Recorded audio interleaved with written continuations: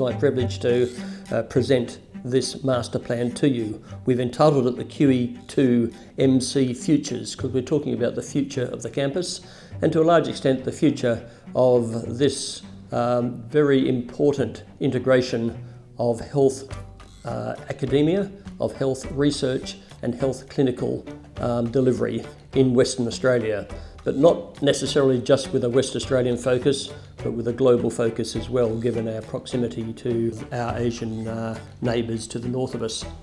Lewis Carroll once famously said, if you don't know where you're going, then any road will get you there. And so this master plan gives us a very clear outline of our future. We were formed in 1966 for the development, management and control of the QE2 Medical Centre campus. And the vision of the campus is a site of excellence facilitating superior healthcare, research and educational outcomes. And this is the picture of us there in 1957 with the first development on the site. We have a very endowed site proximate to Kings Park and very close to the Perth City. And this slide shows the original site in its unadulterated sense. We're very respectful though of our Aboriginal heritage and we have engaged with the local Aboriginal community as far as aspects of this site development and the master planning is concerned. In 1995, some 40 years plus, we have a major health department and growth of UWA, University of Western Australia growth on the site to help develop the campus. And then in 2019, some further 25 years on to today, we've got some other massive developments have taken place over that time. The Perth Children's Hospital, the Perkins Institute, the Lions Eye Institute, the Cancer Centre, the neuroscience aspect, mental health, a massive car park and some of the infrastructure, a new central plant to provide the utilities and electricity to the site, the Ronald McDonald House, the Niche and Crawford Lodge. We've come a long way, but we've got a long way to go still. Our strategic plan for the Trust is founded on 6 pillars. First of all, planning, our commitment to the campus and our long-term holistic planning. Sound property management to ensure the facilities meet the needs of the campus and its tenants. Integration, the facilitation of the combination and the coalescing of healthcare, research and education. Discharging our statutory mandate. Our strategic communication and branding, enhancing the brand of the QE2 Medical Centre as a globally relevant institution and union of the tenants on the site. And the sustainability of the site to ensure long-term sustainable outcomes. But what makes a good master plan? Well, there's been a number of aspects, but it's all centred around the combination of the clinical, educational and research focusing on health outcomes. Act locally, but we must think globally. And as I mentioned, we're very proximate within an hour or two of a time zone of 1/3 of the world's population. And that's a unique positioning for us into the future. The key principles and constraints for the site, largely 5 of those.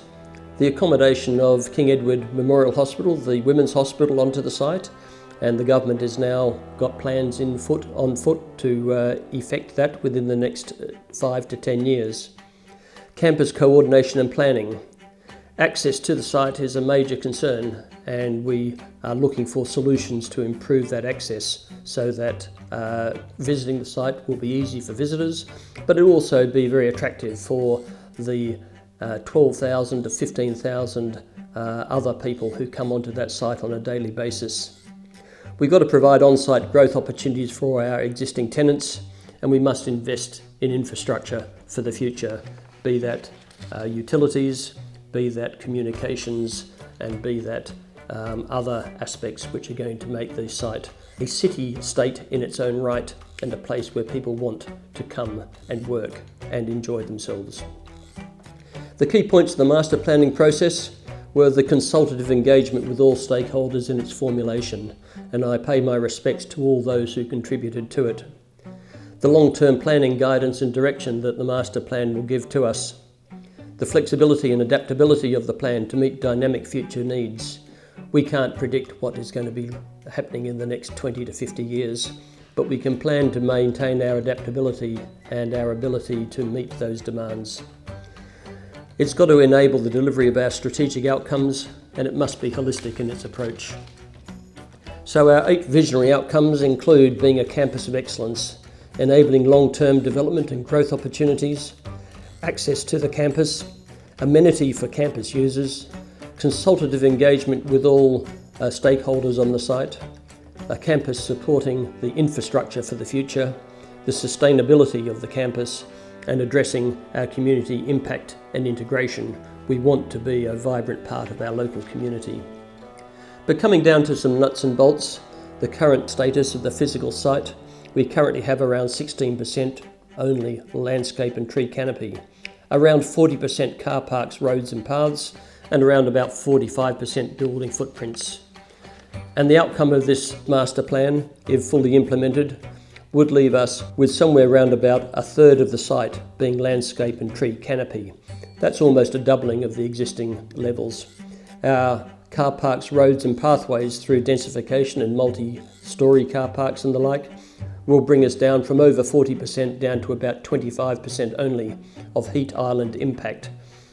And our building footprint, minor reduction only there from about 45 to 41%, but it will deliver to us around about a 50% increase in gross lettable area of the premises. So one of the important things with this master plan is it's not just about putting buildings on a site. We wanted to consider the vision, values and people at the centre of the QE2 Medical Centre campus. But we wanted to build on the planning, design and infrastructure, community and place activation, health cycle partnerships and collaboration, and leadership and governance to govern the master plan in the future. So in regards to undertaking this master plan, our office, Haim Charlie, was supported by a range of consultants. This included Creating Communities, our engagement consultant, UDLA, our landscape consultant, ACOM, our services consultant, Griffiths Architects, our heritage consultants, Turnberry, our international consultants, DCWC, that looked at quantity surveying, and Ubiquay, that looked at an economics overlay over the project. So you may ask, what about the detail? So the project was split into 3 phases. Our first phase looked at an initial background analysis of the project, including a benchmarking analysis with international and national benchmarks. Phase 2 considered a number of options for the QE2 Medical Centre Campus Master Plan, with Phase 3 looking at the final master plan and also an implementation strategy for the future of the site. The master plan itself consists of not only infrastructure, heritage, access and movement and landscape, but also costing, staging, services and engagement. In regards to engagement, we had a lengthy engagement that considered all different ways of engaging with people on this project. So this is not a master plan created by us, it's one created by the people. We had more than 6,000 interactions on the project with a communication reach that extended well past 60,000. So what are some of those key themes that resulted from that engagement? Now, I'll just mention a few of these. One was that access to this site is considered critical for the future of the QE2 Medical Centre campus. People were really excited by the prospect of more vegetation on the campus, and there was a majority preference for a fully integrated King Eddie's Memorial Hospital. But these are a small amount of the themes that came out from the engagement. So to take you through the master planning framework for the site, I'd like everyone to think of this site more as a campus forest, so that there's a tree located every 10 metres. And if there's not a tree, there's an important reason, because there's an important built form outcome, or there's an important piece of infrastructure. Now, to stem from that campus forest, we wanted to look at what are some of the important built form that we think may still be there in the next 50 years. Some of these included the original Block A, which is a heritage building on the site, and a number of the really important infrastructure that's been constructed in the last 10 to 15 years, including PCH, the Cancer Centre, Harry Perkins, Path West, the Neuroscience Building, Mental Health, Central Energy Plant, and the multi-deck car park, just to name a few. From that, we wanted to create a really important heart, almost like a town centre to the centre of the site. So we created this, extending the existing open space between PCH and the multi-deck further west, creating what is a town centre civic precinct in the centre of the site. This also incorporated a large amount of clinical built form surrounding this area. So from there, we wanted to learn from the important infrastructure on the site, with Watling Walk being an important north-south egress throughout the entire site, extending north to Kilgore Park and we extended it south down to the remnant bushland, down to the existing UWA buildings in this area. We also wanted to visually extend Hampton Road all the way into the site, culminating at a square fronting the Harry Perkins Institute. From there, we wanted to create places for all throughout the site, allowing not only all the staff, patients, students and researchers on the site to have spaces to go, but also those visitors that come in and out of the site on a daily basis, providing adequate, considered, designed, appropriate outdoor spaces for use throughout the day. In regards to creating those places, we also wanted to create buildings for all, allowing not only those current tenants, but also all future tenants a place at the QE2 Medical Centre campus. We also wanted to improve wayfinding. Now we know moving north and south along Watling Walk is a wonderful piece of infrastructure, but we wanted to improve along some of those east-west connections all across the site, including a potential extension across into Hollywood Hospital to the west of the site. From that, we also wanted to consider access from all sides of the site, and we'll talk a little bit about that later. So this is what our master plan currently looks like. Now if we overlay this site over the top of Perth, we'll find it's actually a pretty big site. It extends from Yagan Square all the way down to the Council House. So to consider this site in the future, we didn't want to think of it as one big site, but we wanted to break it up in a number of precincts. Each of these precincts with its unique character and qualities. So we have the Northern Precinct, the Central Precinct and the Southern Precinct. So let's go and have a look in a little bit more detail about the Northern Precinct. This precinct is categorised by an integration into Kilgore Park to the north, creating views to Shenton Park and Rosalie Park to the north, views out to Kings Park to the east, but we're really also providing a landmark building right at the corner of the site, similar to that of PCH to the south. We're extending Watling Walk to the north, but also providing a varied building type throughout this area of the site. So if we were to stand at the northern end of Hospital Ave and look down, it might look something like this in the future, with varied built form outcomes, raised access across Hospital Ave for visitors and staff, with a number of major clinical built forms, the potential for undercover drop-off areas, and an improved public realm throughout this area of the campus. So let's go and look at the Central Precinct. So this is characterised by a retained heritage of Block A, and improved drop-off areas throughout the extent of this site, raised connections across Hospital Ave, but we're really interested in creating a centre for people right at the heart of the campus.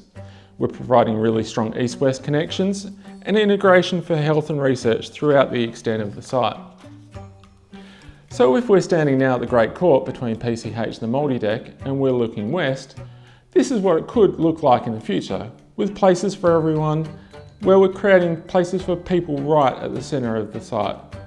And we're allowing potential for collaboration with researchers, clinical staff and education right throughout this part of the campus. So let's look at the Southern Precinct now.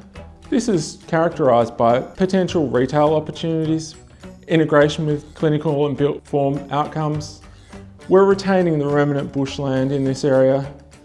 We're integrating with UWA, and we're also integrating with Hollywood Hospital, providing a really iconic southern entry to the site. So if we're standing down at Hampton Road looking into the site, it could look something like this into the future, with places to exchange ideas, retention of vegetation, and great public spaces specifically designed for people within this area of the site.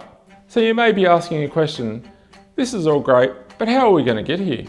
So the proposed master plan provides a potential future increase for bus services, creating dedicated stops throughout Hospital Ave. In regards to cars, we're extending the multi-deck to the north of the site, but also creating a dedicated multi-deck to the southwest corner of the site, allowing the ability for a pedestrian-free flow through the entire site. We're creating a number of drop-off areas throughout the site as well, learning from PCH, with both open air and undercover drop-offs throughout the extent of the site.